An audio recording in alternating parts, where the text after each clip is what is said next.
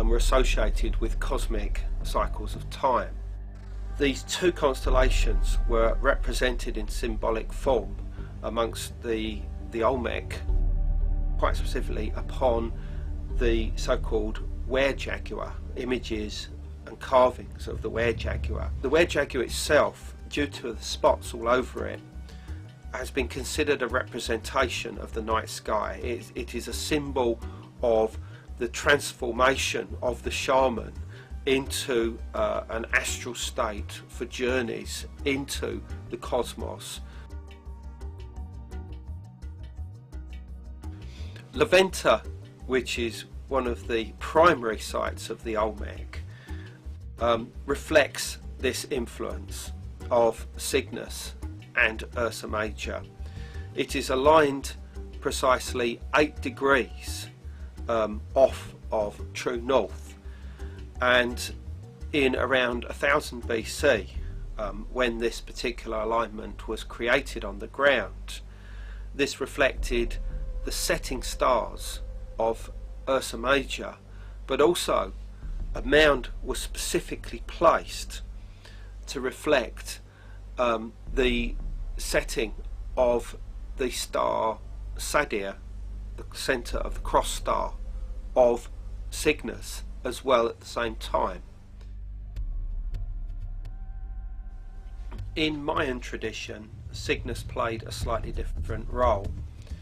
It seems to be associated with a bird that sat at the top of the world tree, the cosmic tree.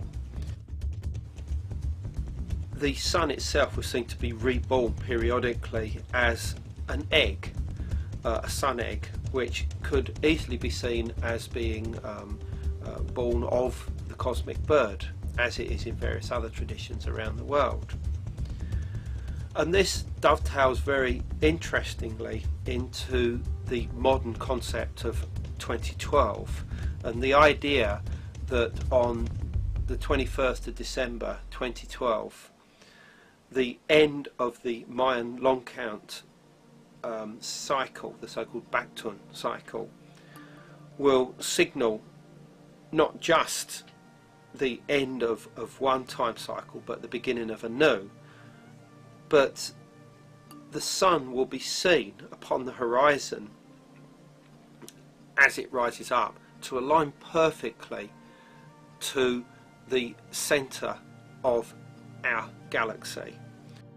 But what a lot of the key New Age archaeologists involved in this have not yet recognised is the fact that the tube along which this sun is born is the Great Rift or Dark Rift, the place along the Milky Way that begins in the vicinity of the Cygnus constellation and opens up where exactly the sun is born at the time of 2012, therefore reflecting this whole idea of the cosmic bird giving birth to the sun egg, which will begin the new cycle of time for humanity. I came to realise the importance of Native American traditions to the Cygnus mystery by the fact that if Cygnus had been so important to our Paleolithic ancestors in the ancient world, then presumably it would have been carried onto the American continent as well and be preserved amongst Amerindian mythology and cosmology, and maybe even within the alignments of their sites. So I started to focus on one of the most ancient of the cultures of North America, who are the Hopewell. And what we find is that firstly they were the creators of a number of effigy mounds, which included those of birds. Interestingly, they also constructed bear effigy mounds as well. Whereas the bear effigy mounds have become associated with Ursa Major, the Big Dipper, those of the bird, which are found quite frequently in various states, have been associated with the constellation of Cygnus. Now this is quite intriguing because one of the most prominent bird effigy mounds can be found in the centre of the huge circular earthwork of Great Circle, or the fairgrounds, in Newark, Ohio. And here, right in the centre of it, is so-called Eagle Mound. And this is roughly or abstractly shaped like a bird or a bird's foot, and is orientated specifically towards the only exit of the circular earthwork, and that is roughly towards the midsummer sunrise. Now this is intriguing in itself, and upon visiting there in 2004, I wondered whether it was possible that the Hopewell peoples that constructed this place, approximately 100 BC, may have seen the eagle as in some way a psychopomp, a carrier of souls, through the point of exit up into the heavens. And it made me wonder whether it was possible that the Milky Way may have been seen through this same gap. I found that just 2 hours before sunrise on the summer solstice, the Milky Way would have been perpendicular, rising perfectly up from the position of this exit at Great Circle up into the sky, where directly above, just in the northern heavens, the stars of Cygnus would have been seen. To me, this was all beyond coincidence, and to me, Eagle Mound at the centre of Great Circle was unquestionably a representation of the Cygnus constellation, and reflected the whole belief among the early Native American peoples in the transmigration of the soul in a bird via the Milky Way to the stars of Cygnus.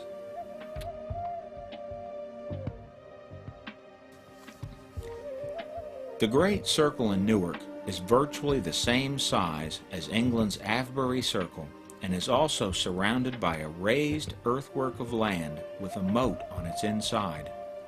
This would be a remarkable coincidence, and it's possible that beliefs about Cygnus were carried to the Americas by the earliest people entering North America. The Blackfoot tribe of North America have legends of a wolf trail that was the path of souls. It was known as a ghost trail, a pathway for the dead to follow to the afterlife. The Blackfoot shield shows the wolf trail, with the Milky Way probably depicted as a crossbar connecting the earth on both ends, with the 4 primary directions shown. The human race is depicted as small dots on the earth.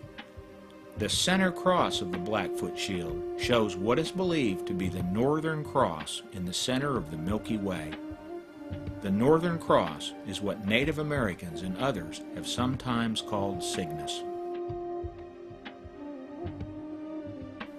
Precisely when the first Americans arrived is currently hotly debated, but no one doubts that they entered the Americas by 9500 BC, and new genetic evidence suggests that people may have entered thousands of years earlier. With this vast background of information confirming that Cygnus was the focal point of worldwide veneration, Collins was led to consider precisely when and why Cygnus had become so important. The answer was found in Europe, in deep caves with wall paintings depicting swans and other bird forms. I first started realising that Cygnus X3 was important to prehistoric man when I was looking into the cave art of Western Europe that was constructed as long ago as 17,000 years ago, as far back as 33,000 years ago. And I wondered why the oldest known representation of a constellation is that of Cygnus. This can be found in the Lascaux